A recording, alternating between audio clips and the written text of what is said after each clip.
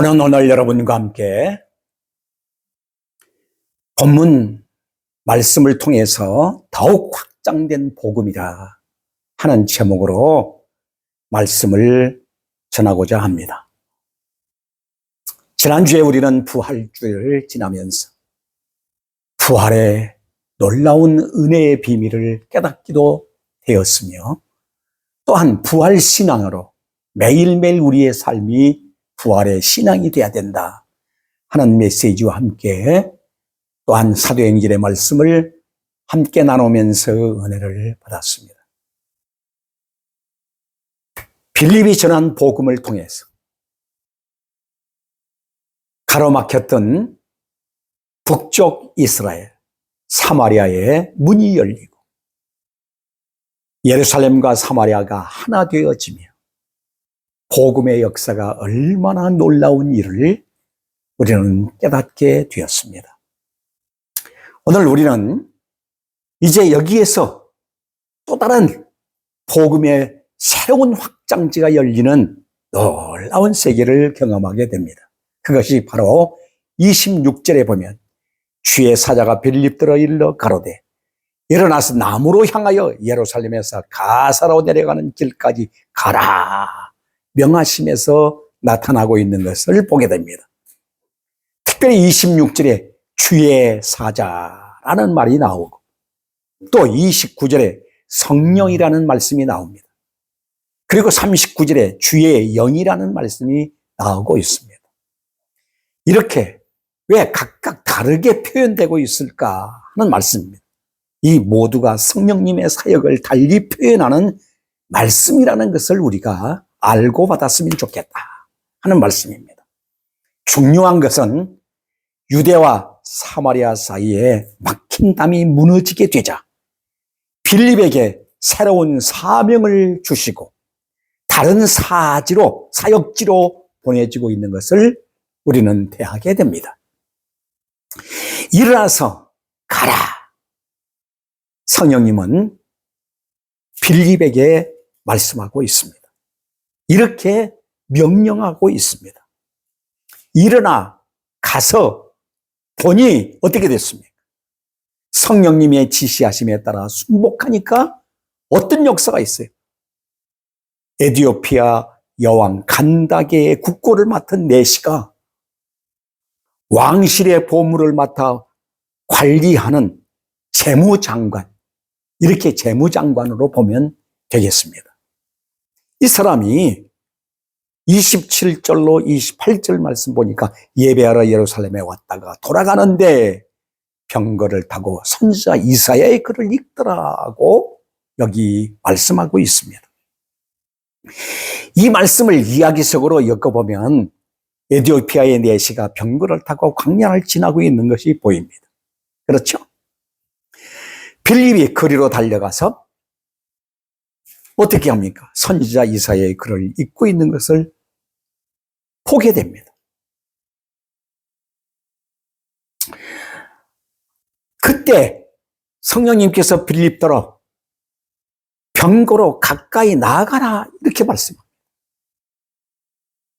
드디어 누구와 만남이 이루어집니까? 빌립과 에티오피아 내시 간다게 이 내시와 만남이 이루어집니다. 읽는 것을 깨닫습니까? 그랬더니 지도하는 사람이 없으니 어찌 깨달을 수가 있습니까? 하고 이렇게 대답을 합니다. 그래서 빌립을 청하여 병거로 올라 같이 앉으라 합니다. 이제 병거는 성령님과 말씀과 구도자가 함께 탄 이동하는 성전이 된 것입니다. 여러분, 우리는 성전이 따로 있다고 생각해서는 안 됩니다. 하나님의 사람이 있는 곳에, 성령의 사람이 있는 곳에, 그리스도인이 있는 곳은 성전이요 하나님의 나라인 것입니다. 그것이 교회인 것입니다. 오늘 우리는 이 은혜의 비밀을 깊이 깨달아 알아야 할 것입니다.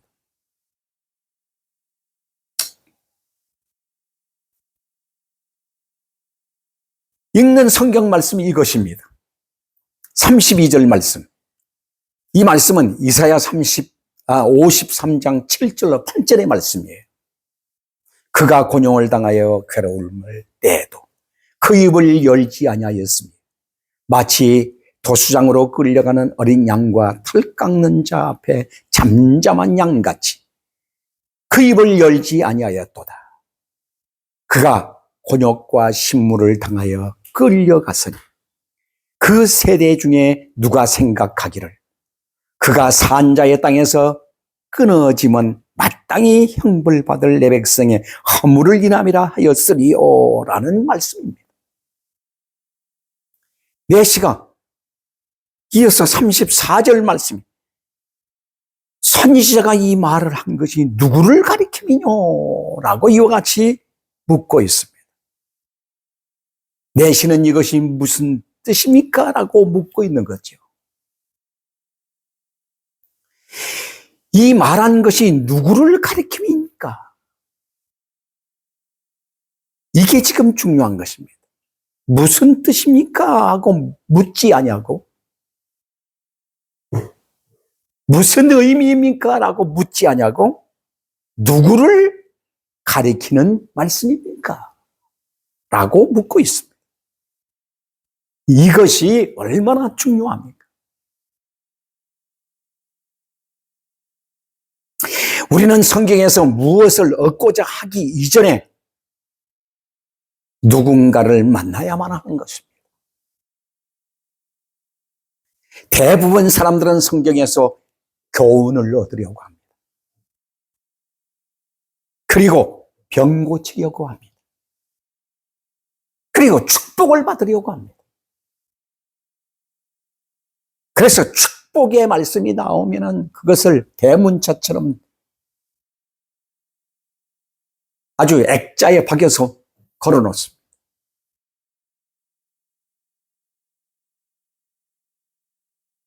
거기에 구원이 있는 것이 아닙니다. 중요하고 긴급한 것은 성경이 증거하고 있는 그분이 누구냐 하는 것입니다. 그분을 알아야만 하는 것입니다. 그분을 만나야 하는 것입니다. 여기에 생명이 있고 여기에 영생이 있는 것입니다.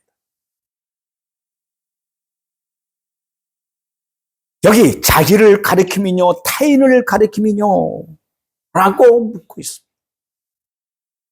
성령께서는 에티오피아 내시로 하여금 이분이 누구인가를 알기를 원하고 있었던 것입니다.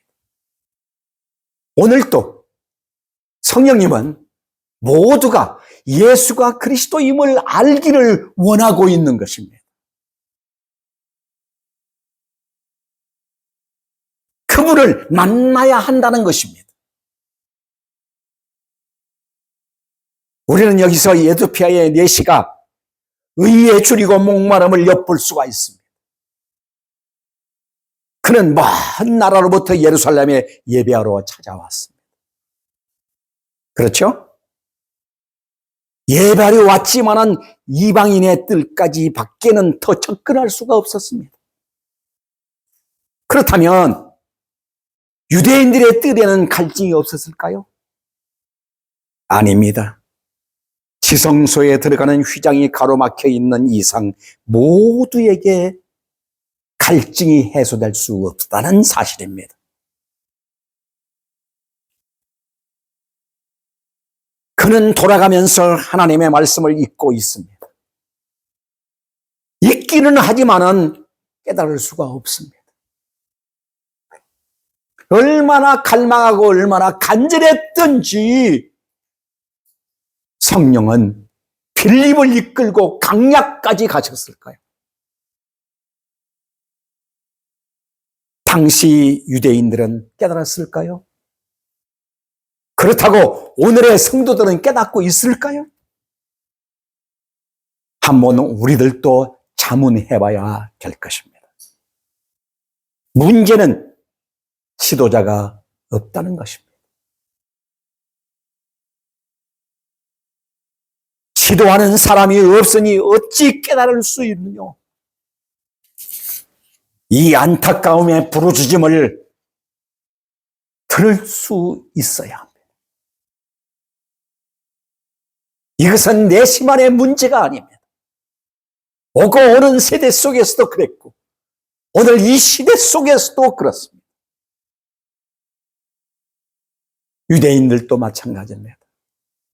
누가복음 11장 52절에 화 있을진저 너의 율법사여 너희가 지식의 열쇠를 가지고 너희도 들어가지 않고 또 들어가고자 하는 자도 막았느니라고 주님의 책망의 말씀이 있습니다. 중세 시대에도 그러했습니다. 지도자가 없었어요. 그래서 수많은 성도들이 교회를 떠나게 되었고 교회 문을 닫게 되었고 캐도릭에게 다 빼앗겨 버렸습니다.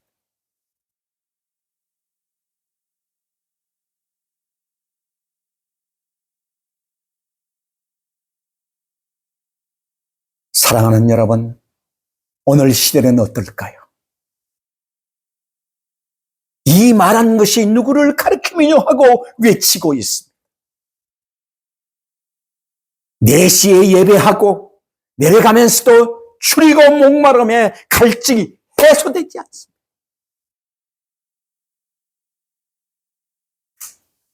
예배당 뜰만 받고 가면 갈증이 해소가 됩니까? 이제 우리는 물어야 합니다. 그는 에티오피아에서 예루살렘까지 와서 누구를 만나고 무엇을 얻고 돌아가고 있습니까? 우리는 물어야 합니다. 성도들이 주일에 예배하러 왔다가 누구를 만나고 무엇을 얻고 돌아가고 있는가입니다.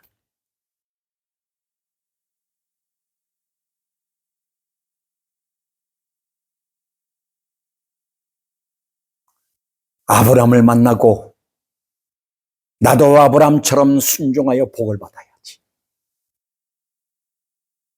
다윗을 만나고 다윗처럼 기도하여 용맹스러운 사람이 돼야지. 요나를 만나고는 나도 요나처럼 불순종하다가 시련을 당하지 말아야지 하고 있지는 아니야. 예배하고 돌아가는 그들의 갈증은 정말 해소됐을까요? 오늘 본문 35절에 답변이 나옵니다.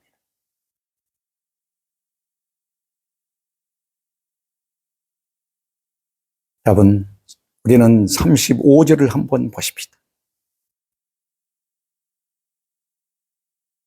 빌립이 입을 열어 이 글에서 시작하여 예수를 가르쳐 복음을 전하니 이게 중요합니다. 예수를 가르쳐 복음을 전했다. 참 중요합니다. 성령님은 깨달아 알게 하고 믿게 하였습니다. 성령의 이끌림 받은 하나님의 아들, 하나님의 종 빌립을 통해서 확고한 답을 얻은 겁니다.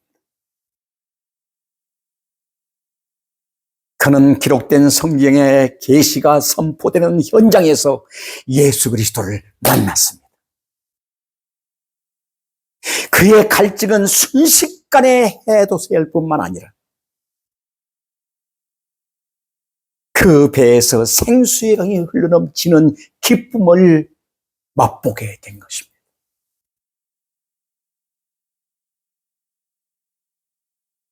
모든 곳에서 자유를 얻게 되었습니다. 참된 기쁨과 참된 감격, 하나님의 나라의 행복을 얻게 된 것입니다.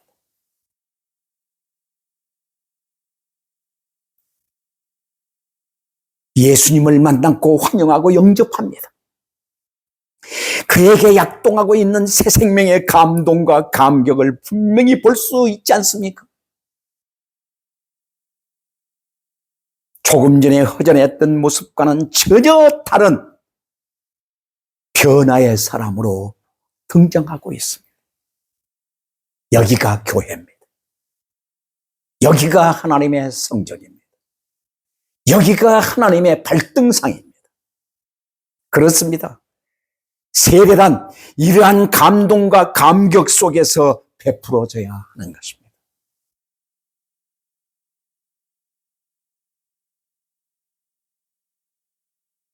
36절에 그가 고백하기를 뭐라고 말합니까? 길 가다가 물이 있는 곳에 이르러 내시가 말하되 보라 물이 여기 있으니 내가 세례를 받으면 무슨 꺼리낌이 있으리요.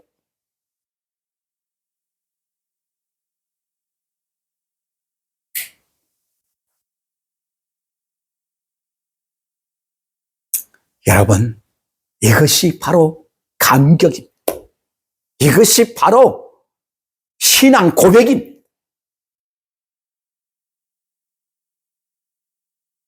이러한 감동과 새 생명에 흘러넘치는 이 축복을 우리는 매일매일 체험하고 또 체험하며 이렇게 먹고 마시는 기쁨을 누리고 살아가야 할 것입니다. 사랑하는 여러분, 여러분도 이 예수님을 가르쳐 복음을 전하기를 사모하고 있습니까? 여러분에게 위임된 심령들이 예배하고 돌아갈 때에 예수 그리스도를 만나고 이러한 감격과 감동을 맛보고 돌아가느냐 하는 이 말씀입니다.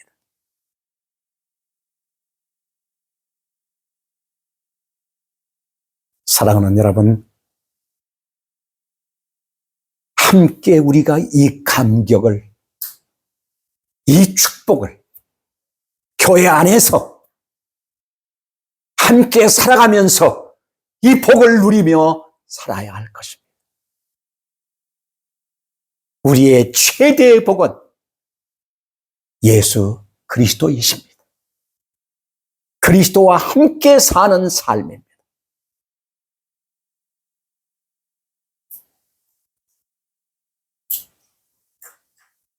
(39절) 말씀에 내시는 호련히 길을 가므로 라고 이렇게 기록되고 있습니다. 예, 그렇습니다. 내시는 기쁨이 충만하여 돌아가면서 병거에 예수 그리스도를 모시고 성전이 되어 돌아가고 있습니다. 어디로 돌아가고 있습니까? 이제 전혀 새로운 사역지, 자기가 태어난 나라이지만은 이 사람은 변화된 사람입니다. 에티오피아로 복음을 싣고 성전이 되어 돌아가고 있습니다. 오늘 또 우리는 복음을 받았다면 이 세상을 향하여 복음을 실은 성전으로서 사역지로 돌아가 사명 감당하는 축복자가 되어야 될 것입니다. 오늘 특별히 마지막 하나를 우리가 더 기억해야 될 것은 주의 영이 빌립을 이끌어간지라 하는 말씀이 마지막에 나오고 있습니다. 39절 말씀이 주의 영이 빌립을 이끌어간지라. 아브라함도 아닙니다. 모세도 아닙니다. 엘리야도 아닙니다. 다윗도 아닙니다. 빌립도 아니라 오직 예수 그리스도의 뿐입니다. 오직 성령 뿐입니다. 예수 그리스도로 가득한 참 성전된 삶이 여러분들을 통해 계속 확장되어져 나아가기를 주의 이름으로 축원합니다. 기도하겠습니다. 자비롭고 은혜로우신 아버지 감사합니다. 복음이 예루살렘에서만 머무른 것이 아니라 사마리아에서만 머무른 것이 아니라 세계 만방을 향하여 더욱 확장되어 나아가는 것을 보게 됩니다. 주여, 오늘 우리들도 이러한 일에 쓰여지게 하옵소서. 그래서 하나님의 나라가 매일 확장되는 놀라운 역사들이 계속 일어나서 예수 그리스도로 말미암아 새 생명의 생명수가 흘러넘치는 이 감격과 감동을 늘 맛보고 살아가게 하옵소서. 감사드리며 예수 그리스도 이름으로 기도하옵나이다. 아멘.